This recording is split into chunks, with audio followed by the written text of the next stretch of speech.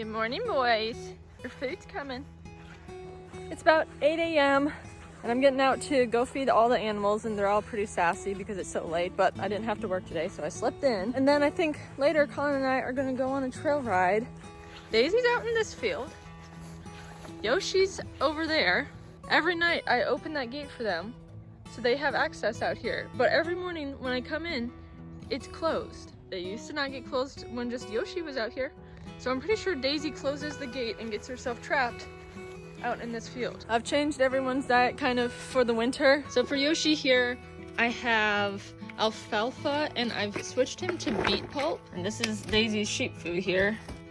She just gets a little bit.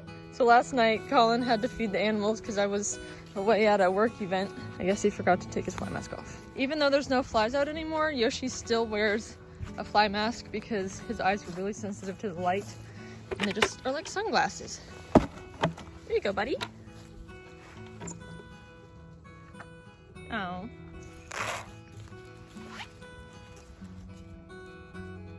Hey, baby. It's okay. You can still eat. Yeah, she's like, no. Daisy, don't you dare. So Ruak gets some alfalfa, and then I'm going to give him his grain.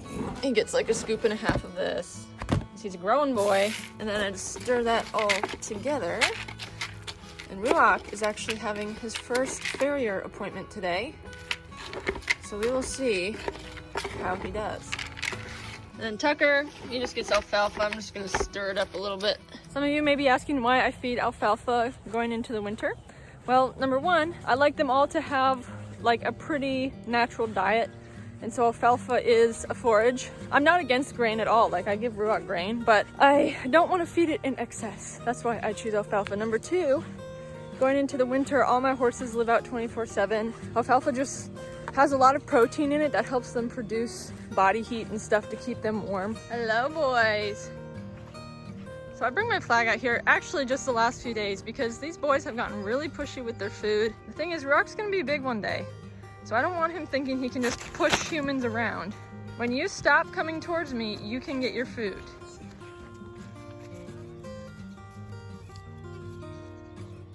I'm waiting.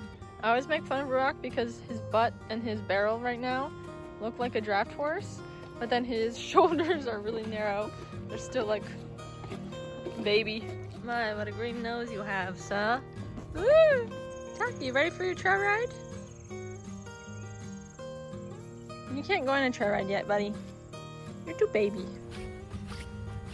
Oh, Tucker, he knows we're going somewhere because he looks a little freaked out. Anytime I get him in the morning and he gets tied to the trailer, he's like, okay, we're going somewhere. This is my new ride. Oh, wow. Yeah, now Colin can keep up with me because he has an electric bike. That's right. Isn't that right, Tuck?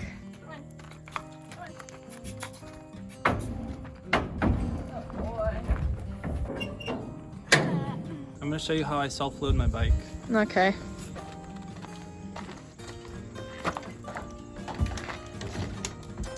Oh, wow. Good bike. Good bike. So my tack room gets taken over by the bike. That's okay though, because at least Colin can now ride with me and doesn't have to walk on the trails. All right, we're ready to go. Tucker is ready to go.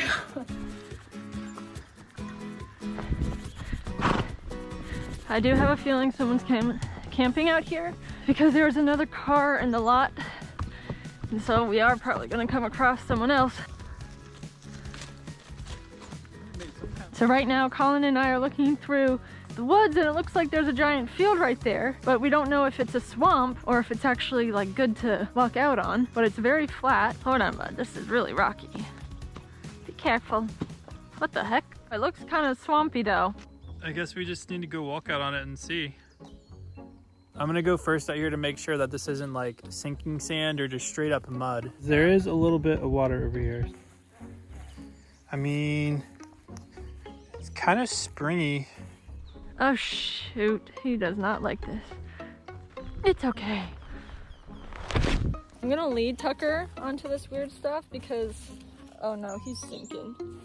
I don't think we should go out there. Tucker doesn't really want to go out there. Sometimes horses don't want to do something for self-preservation. And I think this is one of those times, so I'm gonna listen to Tucker on this one. So Colin's just gonna go out there and mess around a little bit. We're gonna wait for him. Look at his trail. Such a weird thing to find in the middle of the woods. It's definitely wet. You look at my tires. So here's Tucker's footprints coming into this, so it definitely just wasn't dry. Let me get back on.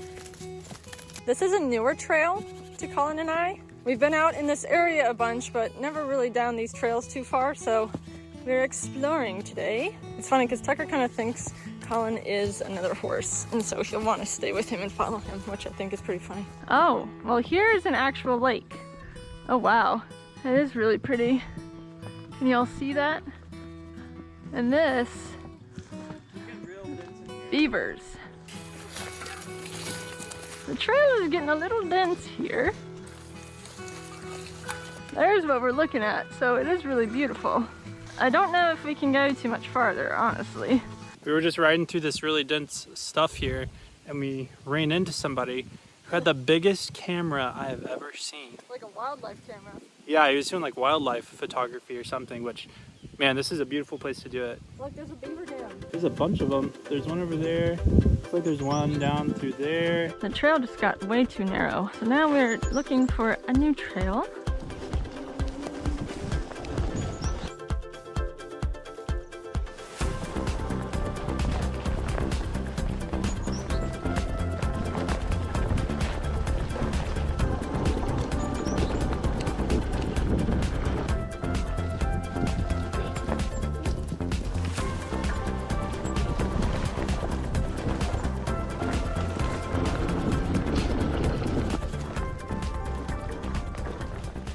Good boy. I haven't done that much on a bike, and it's hard thinking about the camera and also trying not to run into branches and all that.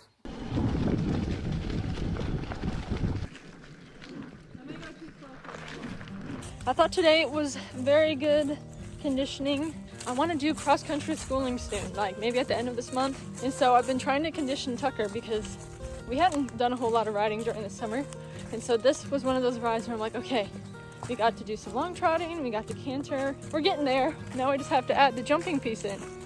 We're back. What a fun ride that was. Come on, trike. Heck yeah. All right, so the farrier's on the way. This is Rock's first farrier visit. So hopefully it's gonna be a good one. And I'm gonna go ahead and put the baby animals, come on babies, back here. Y'all have to stay back here because Yoshi needs to get his feet done. Carmela's been working for a really long time to get Ruach ready to have his feet done. I would go out as well, and I would usually hold him, and she would spend just a few seconds lifting each of his feet to help get him ready for the farrier. So the farrier came out. Ruach was a little bit wiggly every now and then, as you can see, but for the most part, we were really impressed with how he did.